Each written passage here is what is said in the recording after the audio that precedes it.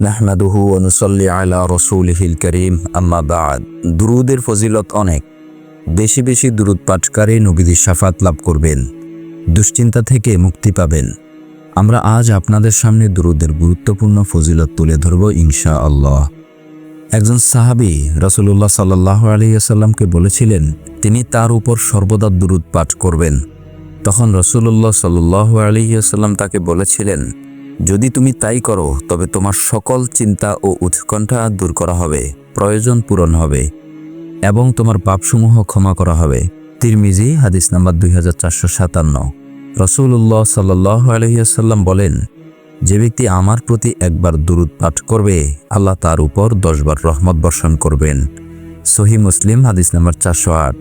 নবী সাল্লাল্লাহু আলাইহি ওয়াসাল্লাম অন্যত্র বলেন, যে ব্যক্তি আমার প্রতি একবার দুরুদ পাঠ করবে আল্লাহ তার প্রতি 10 বার রহমত বর্ষণ করবেন, 10টি গুনাহ মোচন করবেন এবং তার জন্য 10টি স্তর উন্নীত করবেন।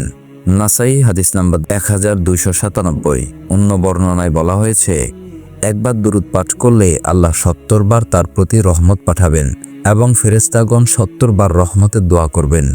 নবী করিম সাল্লাল্লাহু আলাইহি ওয়াসাল্লাম বলেন, আমার উপর দুরুদ পড়ো, কেননা এটা তোমাদের জন্য যাকাত স্বরূপ। রাসূলুল্লাহ সাল্লাল্লাহু আলাইহি ওয়াসাল্লাম আরও বলেছেন, কিয়ামতের দিন সেই ব্যক্তি সব লোকের চাইতে আমার বেশি নিকটবর্তী হবে যে তাদের মধ্যে সবচেয়ে বেশি আমার উপর দুরুদ পড়বে।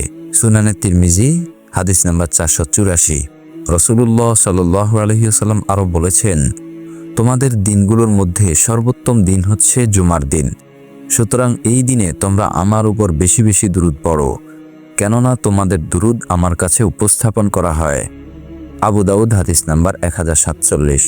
নাসাই হাদিস নাম্বার 1374। রাসূলুল্লাহ সাল্লাল্লাহু আলাইহি ওয়াসাল্লাম বলেন, যে ব্যক্তি আমার প্রতি সকালে 10 বার এবং বিকেলে 10 বার দুরুদ পাঠ করবে সে ব্যক্তি কিয়ামতের দিন আমার শাফাত সুপারিশ লাভ করবে।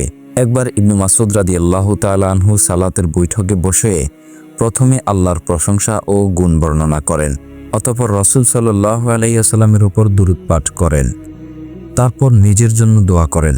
তখন রাসূলুল্লাহ সাল্লাল্লাহু আলাইহি ওয়াসাল্লাম বলেন, এখন চাও তোমার প্রার্থিত বস্তু তোমাকে দেয়া হবে, এখন চাও তোমার প্রার্থিত বস্তু তোমাকে দেয়া হবে।